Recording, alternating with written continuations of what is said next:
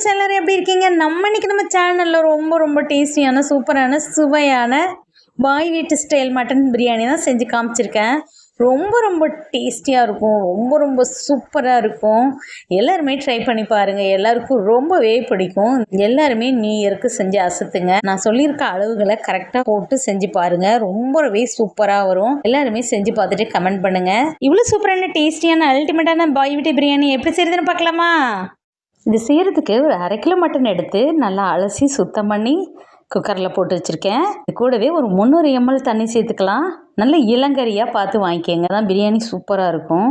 ரொம்ப முத்தின கறியாக வாங்கக்கூடாது, நிறைய தண்ணி சேர்க்கக்கூடாது. கொஞ்சமாக ஒரு 300 ml தண்ணி சேர்த்தாலே போதும். ஒரு 1/2 டேபிள் ஸ்பூன் மிளகாத்தூள் சேர்த்துக்கலாம், 1/4 டீஸ்பூன் மஞ்சத்தூள் சேர்த்துக்கலாம், 1 டேபிள் ஸ்பூன் கல்லுப்பு சேர்த்துக்கலாம், ஒரு 2 டேபிள் ஸ்பூன் இஞ்சி பூண்டு பேஸ்ட் சேர்த்துக்கலாம்.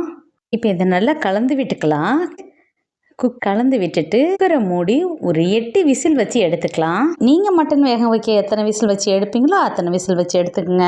வெங்காயம் வதக்க போகிறதுக்கு முன்னாடி நம்ம அந்த அரிசியை ஊற போட்டுடலாம். இப்போ ஒரு 400 கிராம் பிரியாணி அரிசி எடுத்து தண்ணியில் அலசி ஊற வச்சுருக்கேன். நீங்கள் 1/2 கிலோ மட்டனுக்கு 1/2 கிலோ அரிசியை சேர்த்துக்கலாம். 400 கிராம் சேர்த்தா கொஞ்சம் கம்மியாக சேர்த்தோன்னா டேஸ்ட் இன்னும் கூடுதலாக இருக்கும். அதனால் நான் 400 கிராம் எடுத்திருக்கேன். இதை அப்படியே இருக்கட்டும். இப்போ மட்டன் 8 விசில் வச்சு எடுத்தாச்சு. இப்போ விசில்லாம் அடங்கிருச்சு பாருங்கள், சூப்பராக கறி வெந்து வந்திருக்கு. இப்போ ஒரு பாத்திரத்தில் மாற்றி வச்சுக்கலாம். மாற்றி வச்சுட்டு அதே குக்கரில் ஒரு 100 ml ஆயில் போட்டுக்கலாம். இது கூடவே 2 டேபிள் ஸ்பூன் நெய் சேர்த்துக்கலாம். சின்னதாக 4 துண்டு பட்டை எடுத்துக்கலாம், 2 பிரிஞ்சி இலை, 2 ஏலக்காய், 4 கிராம்பு எடுத்துக்கலாம். இதை உள்ளே சேர்த்துட்டு இது கூடவே 2 பெரிய பல்லாரி நீட்டாக வாக்கில் கட் பண்ணி வச்சுருக்கோம். இதை உள்ளே சேர்த்துக்கலாம். கிலோ கணக்கில் இது 1/4 கிலோ பல்லாரி. இதை சேர்த்துட்டு இது கூடவே கல் உப்பு சேர்த்துட்டு நல்லா வதக்கி விட்டுக்கலாம். கல் உப்பு சேர்த்தா தான் வெங்காயம் சீக்கிரமாக வதங்கி வரும். இது நல்லா கோல்டன் ப்ரௌன் கலர் வர்ற வரலும் நல்லா வதக்கிக்கணும். இது வதங்கிறதுக்கு நல்ல ஒரு 15 நிமிஷம் டைம் எடுக்கும். இதை நல்லா பொறுமையாக வதக்கிக்கணும். அப்போ தான் பிரியாணி நல்லா டேஸ்ட் கொடுக்கும். பாருங்கள் எவ்வளோ கோல்டன் ப்ரௌன் கலரில் சூப்பராக வந்துட்டுன்னு. இந்த கலர் வந்தால் தான் பிரியாணி ரொம்ப ரொம்ப டேஸ்டியாக இருக்கும். வெங்காயம் வதங்கினோடனே இந்த மிளகாத்தூள் போட்டால் தான் நல்ல கலர் கொடுக்கும் பிரியாணிக்கு. இப்போ இது கூடவே ஒரு டேபிள் ஸ்பூன் மிளகாத்தூள் சேர்த்துட்டு நல்லா கலந்து விட்டுக்கலாம். இது நல்லா கலந்து விட்டதுக்கு பிறகு ஒரு 4 டேபிள் ஸ்பூன் இஞ்சி பூண்டு பேஸ்ட் போட்டுக்கலாம். இது ஒரு 50 கிராம் இஞ்சி 50 கிராம் பூண்டு அரைச்சி வச்சுருக்கோம். இதை உள்ளே சேர்த்துக்கலாம். இது கூடவே ஒரு கைப்பிடி அளவு கொத்தமல்லி தழை, ஒரு கைப்பிடி அளவு மல்லித்தழை எடுத்து நல்லா கட் பண்ணி வச்சுருக்கோம். இதை உள்ளே சேர்த்துக்கலாம். 3 பச்சை மிளகாயை நீட்டாக வாக்கில் குறுக்க கட் பண்ணி வச்சுருக்கோம். இதையும் உள்ளே சேர்த்துக்கலாம். ஒரு 250 கிராம் தக்காளி, 4 பெரிய தக்காளி எடுத்து அதை கட் பண்ணி வச்சுருக்கோம். இதையும் உள்ளே சேர்த்துக்கலாம். சேர்த்துட்டு நல்லா கலந்து விட்டுக்கலாம். இதை நல்லா வதக்கி விட்டுக்கணும். இதை நல்லா வதங்கி ஒரு தொக்கு பதத்துக்கு வரணும், அந்த அளவுக்கு நல்லா வதக்கிக்கணும். பாருங்கள் எவ்வளோ சூப்பராக வதங்கி வந்துருச்சுன்னு. இது போல் வதங்கி வந்ததுக்கு பிறகு ஒரு 100 ml தயிர் சேர்த்துக்கலாம். தண்ணி கலக்காத தயிர் சேர்த்துட்டு நல்லா கலந்து விட்டுக்கலாம்.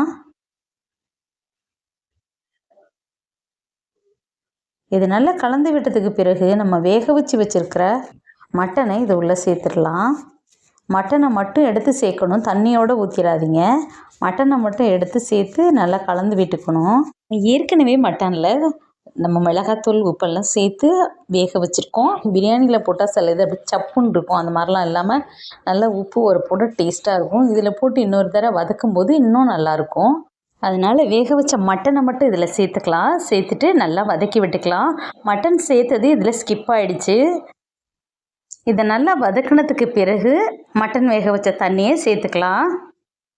1 கப் அரிசிக்கு 2 கப்பு தண்ணி ஊற்றிக்கலாம். நீங்கள் பாஸ்மதி ரைஸாக எடுத்திங்கன்னா 1 கப் அரிசிக்கு 1.5 கப் தண்ணி விட்டுக்குங்க. கறி வேக வச்ச தண்ணியை சேர்த்துட்டு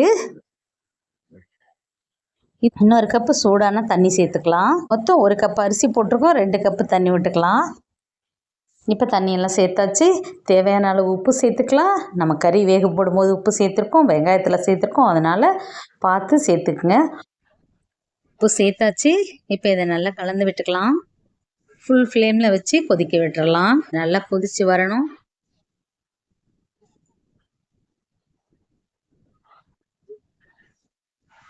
இப்போ நல்லா கொதித்து வந்துருச்சு.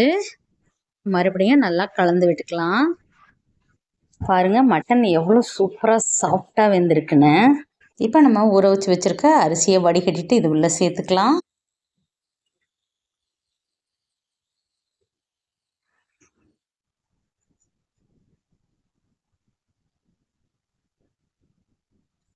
இப்போ எல்லா அரிசியும் உள்ளே சேர்த்தாச்சு. இப்போ நல்லா கலந்து விட்டுக்கலாம். இந்த நேரத்தில் நீங்கள் உப்பு உரப்பு புளிப்பெல்லாம் எப்படி இருக்குன்னு செக் பண்ணிவிட்டு இப்போ இந்த நேரத்தில் பார்த்தீங்கன்னா உப்பு உரப்பெல்லாம் கொஞ்சம் தூக்கலாக இருக்கிற மாதிரி இருக்கணும். கொஞ்சம் தூக்கலாக இருக்கணும். அப்போ தான் ரைஸ் வெந்து வரும்போது இப்போலாம் கரெக்டாக இருக்கும், நல்ல டேஸ்ட்டாகவும் இருக்கும். அதனால் எல்லாமே செக் பண்ணி நல்லா சேர்த்துக்குங்க. இப்போ நல்லா கொதி வரட்டும். ஃபுல் ஃப்ளேமில் வச்சுக்கலாம்.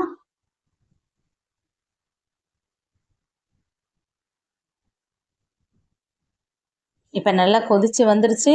இப்போ ஒரு அரை எலுமிச்சம்பழம் எடுத்து அதை நல்லா ஜூஸ் எடுத்து இது உள்ளே சேர்த்துடலாம்.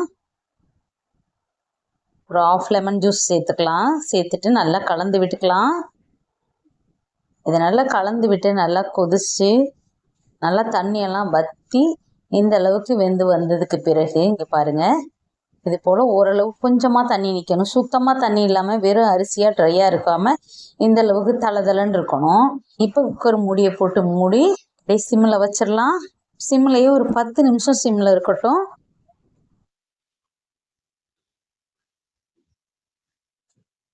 பத்து நிமிஷம் கழிச்சு எடுத்து பார்த்தா பாருங்கள் எவ்வளோ சூப்பராக இருக்குன்னு பிரியாணி.